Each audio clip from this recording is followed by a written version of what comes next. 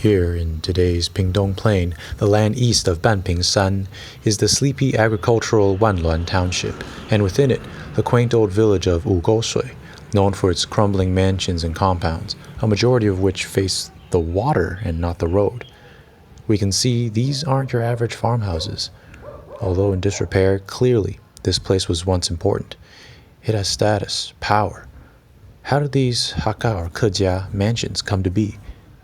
This is a story of people rising up, from rice to riches. Hi, I'm Vincent Zeng. As the Wandering Warrior, I'm on a journey of premeditated destiny. Join me as I hone my skills in martial arts and explore the stories at the intersection of nature and culture. Welcome to my wandering. Rice was most likely first domesticated in the Yangtze River Basin several thousands of years ago and was gradually spread across Asia. Fast forward a few millennia and the Chinese civilization had not only taken up rice but expanded southwards. In the jungled hills and along the coasts, they fought, exchanged with, and intermarried with locals, eventually displacing most of them. The southern Sinitic groups took on a character distinct from their counterparts on the northern plain. As dynasties rose and fell, the southerners became more connected to maritime trade. And by the 1600s, business was booming in southern China. Growth increased to the point that local farmlands couldn't sustain the population. On top of that, invading Manchu armies devastated the land. Needless to say, southern China needed food, and where there is demand, there will be supply. Across the strait, on the island of Taiwan, the well-watered plains had to be fought for or even leased, but with hard labor could be turned into extremely fertile farmland.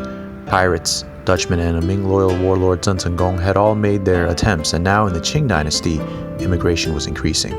Fujianese merchant lords and investors looked here for profit, and desperate young men and poor families of the Minnan and Hakka looked for new lives and opportunities on the frontier.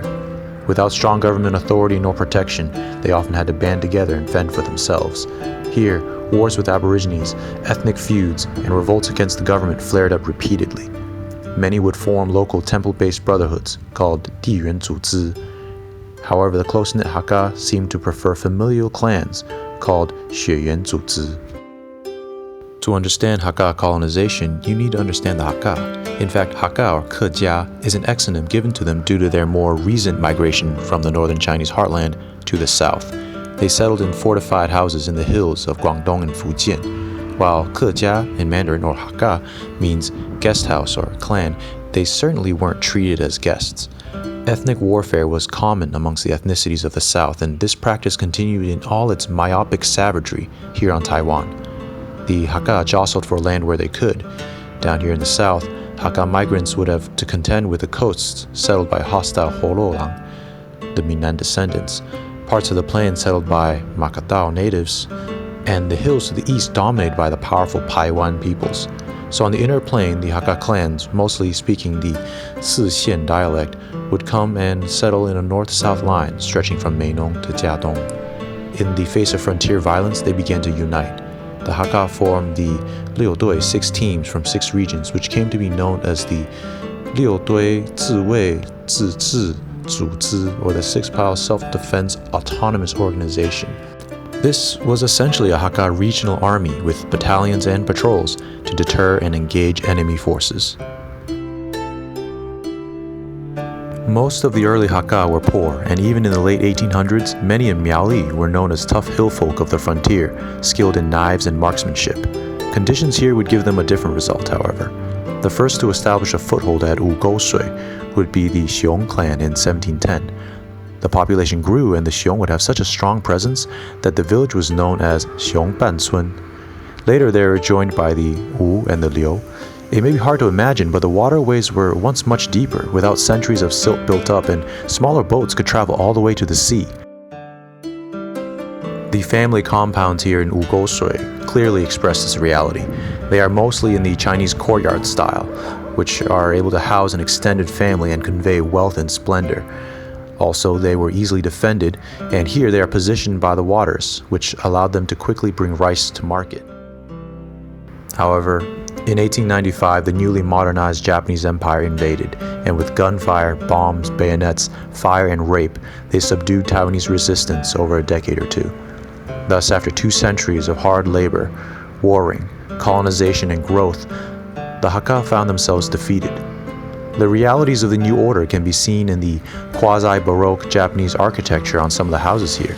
With the new colonial administrators, agricultural output and infrastructure improved, but the height of Hakka power was over. Hakka culture, autonomy, and militancy were suppressed. Eventually, the great houses and ancestral halls fell into disrepair. Rivers got shallower with silt built up, and about a century later, here we are in Wǔ Gōu Shuǐ and its crumbling houses in all their faded glory. As I walked about, I couldn't help but feel just how tenacious the Hakka were, but at the same time wholly dependent on factors out of their control. The well-watered plains of Taiwan were fed by rivers originated in mountain streams. Their prosperity was chained to rice, sugar, and other crops, not only the growing cycles and labor involved, but the Chinese market and demand. Their autonomy existed due to the frontier and the fact that the Qing Empire was unwilling or unable to tightly control Taiwan. Then again, as a globalized society on the backbone of agriculture and industrial manufacturing, aren't we today even more interconnected and beholden to massive forces out of our direct control? Seems like it.